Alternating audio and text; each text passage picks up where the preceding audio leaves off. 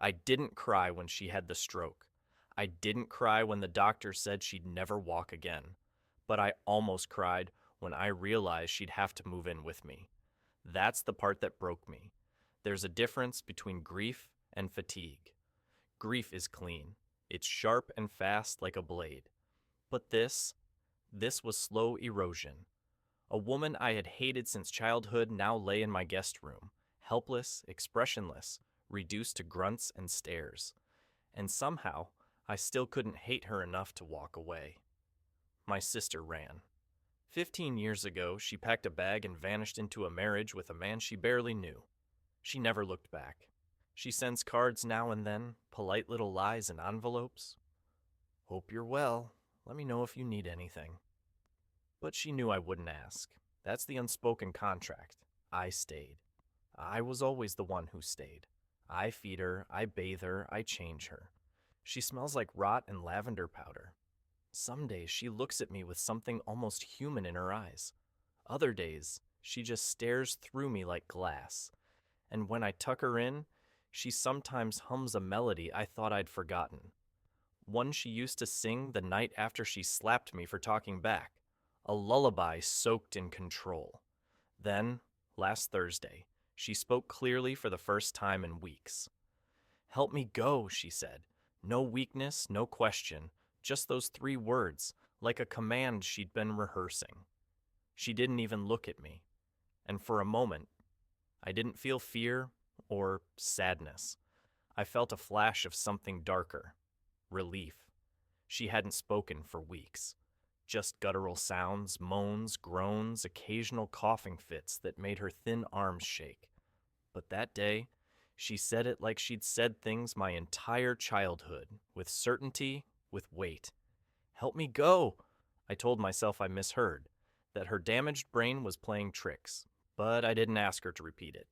I walked out of the room, closed the door softly, and sat on the stairs for an hour, staring at the wall. The worst part wasn't the request. The worst part was how reasonable it sounded. When I was a kid, people thought my mom was elegant, quiet, classy. Teachers called her poised. Neighbors said she had high standards. What they didn't see was how she weaponized silence. She didn't hit. She humiliated. Subtle, precise, and almost impossible to explain to anyone who hadn't lived it.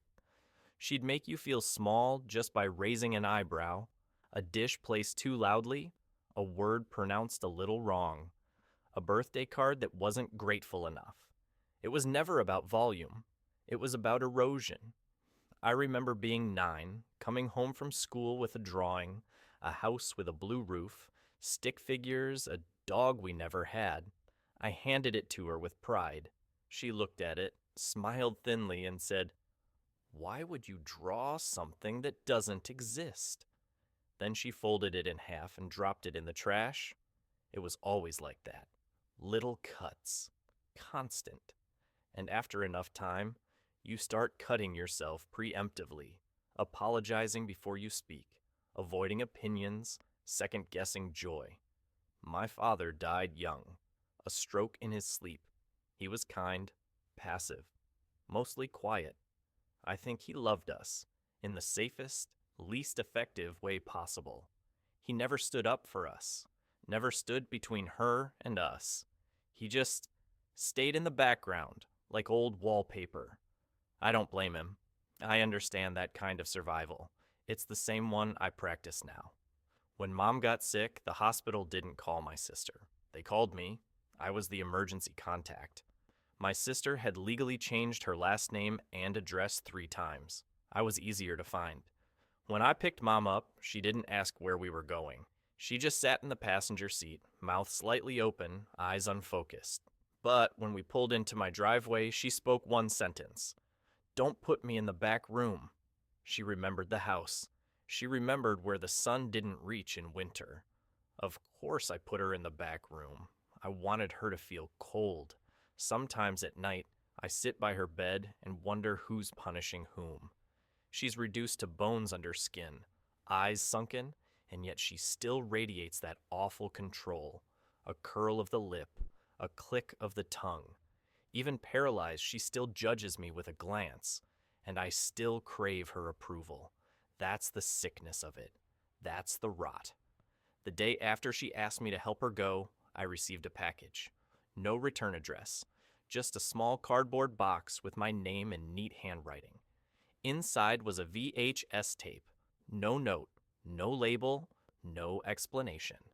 I haven't owned a VHS player in 20 years, but the next day I bought one from a pawn shop, sweating through my shirt the entire time. I didn't know why I was afraid. When I played it, the screen flickered. Static. Then, Christmas morning, 1997, I was 12. My sister and I are sitting on the living room floor, opening gifts. I'm holding a stuffed bear. She's holding a book. Our faces are tight. Careful. The tree behind us leans slightly to one side, the lights blinking in rhythm. Then Mom's voice, off camera, cold, commanding. Smile like you mean it. We both freeze, then force these awful, stretched grins. My father appears briefly, handing us hot chocolate. He says something too quiet to hear, then walks away. The camera lingers on us for an uncomfortable amount of time, long enough for the smile to break. Then the screen cuts to black. I watched it 5 times. Each time I saw something I hadn't noticed before. A twitch in my sister's hand. The way I flinched when Mom said my name. My father's face. The look of someone already gone, even while standing. And I realized something terrifying. Someone meant for me to see this. But who? And why now? The next morning, I asked her directly, "Did you send me that tape?" She didn't answer, didn't even blink. Her face was slack, lips slightly parted, that same expressionless half mask she'd worn since the stroke. But there was something in her eyes, not confusion, amusement, like she was waiting for me to ask. I leaned in. "You wanted me to remember, didn't you?" She turned her head, slowly, deliberately, and for the first time in months, locked eyes with me. And then, with her lips barely moving, she said, "You always forget the wrong things." I didn't sleep that night. I kept thinking about the tape. Who filmed it? Who sent it? Why now? The memory itself wasn't new. I remembered that Christmas. I remembered pretending to be happy. But what hit me harder than anything was the way I looked at her on that tape. Terrified, desperate, like I was trying to read her mind before she opened her mouth. It wasn't a holiday, it was a test, and we always failed. The next day, I found her sitting upright in the recliner. She never did that. She usually needed help just to shift her weight, but somehow she dragged herself from the bed. Her blanket was bunched at her feet, her hands curled in her lap like broken claws. She looked like a statue, something ancient, unforgiving, unmoved by time. I sat across from her. She spoke first. "You think I broke you?" I didn't respond. She continued, "But I didn't. I just showed you what was already there." My mouth went dry. "Say it," she whispered. "You think I was cruel." I swallowed. "You were cruel." Her eyes softened, not with regret, with relief. "Good," she said. "You're finally telling the truth." I didn't know whether to scream or cry. I felt like I was 12 again, waiting for the next wound, the next impossible rule I hadn't memorized. But she just kept looking at me, calm, steady. "I stayed," I said. "I could have left like Lila, but I didn't. I fed you. I washed you." She nodded. "You did." "Then why did you ask me to help you die?" Her voice was barely a breath. "Because I thought maybe you were strong enough." "Strong enough to what?" I asked, though I already knew. "To end it," she said. "For both of us." That sentence split the air like glass. I stood, heart pounding. "You want me to kill you?" She blinked slowly. "You want it too? Don't lie." I stumbled back. My body was shaking, but not from fear, from recognition. Somewhere, deep under the resentment and duty and guilt, I did want her gone. I wanted silence. I wanted to breathe in my own house. I wanted to laugh without flinching. I wanted to be someone not raised by her, and she knew it. The room felt smaller, the walls closer, the shadows longer. My mind raced. Was this a test? Another manipulation? Or was it real? Her way of asking for mercy or revenge? I couldn't tell anymore. And then she smiled. Not wide, not cruel, just enough, like she'd already won. I stopped speaking to her after that day, not out of anger, out of necessity. Every word exchanged felt like playing Russian roulette with my sanity. I couldn't trust my thoughts anymore. One moment, I wanted to call adult services and have her removed. The next, I was tucking in her blankets, checking her temperature, blending her meals like a dutiful daughter. I caught myself humming that old lullaby she used to sing. It made my skin crawl. The house began to change. Or maybe I did. Every creak in the hallway sounded like her voice. Every light flickering felt like her blinking at me from across the room. I started locking my bedroom door at night, not because she could walk, she couldn't, but because I didn't trust what I might do in my sleep. One night, I woke up standing in the hallway. No memory of how I got there. I was barefoot, holding a pillow. I dropped it like it burned me. I didn't tell anyone. Not my therapist, not my sister, especially not my sister. She called once that week, bright and detached, asking if I needed help. No, I lied. We're fine. There was a pause. Are you? She asked. And for a second, I almost told her everything. But then I remembered. She escaped. She got out clean. If I told her what Mom asked, she'd think I was the sick one. Maybe I was. Maybe we both were. The next morning, I walked past the living room and found her crying. Not loudly, just silent tears, slipping down her cheeks, soaking into her collar. She didn't try to hide them. She looked up at me and whispered, "You're not a bad person."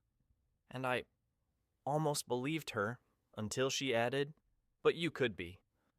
That's what scares you, isn't it? I left the house that day for the first time in weeks. I sat in my car for an hour. Engine off, windows closed, breathing like I was drowning. I looked at my reflection in the rearview mirror and whispered, "Who am I when she's gone?" I didn't have an answer. It happened again 3 nights later. The power had gone out during a storm, the house humming with candlelight and the distant groan of wind pressing against the windows.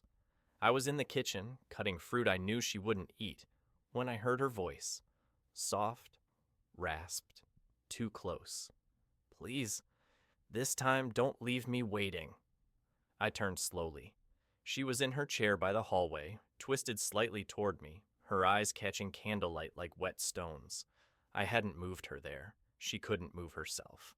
My chest tightened. "How did you get here?" I asked. She didn't answer. I walked over slowly, knife still in my hand. She looked at it, then at me. Her breath was uneven, shallow. "You know," she said, "there are worse things than dying, like knowing you've ruined the only person who ever stayed." That broke something, not because it was cruel, but because it might have been the closest thing to truth she'd ever said. I dropped the knife, knelt beside her. Her skin was cold, fragile, paper over glass. "If I help you," I whispered, "it'll be for me, not for you." She nodded. "I know." A long pause. Then she reached out slowly, trembling, and took my hand.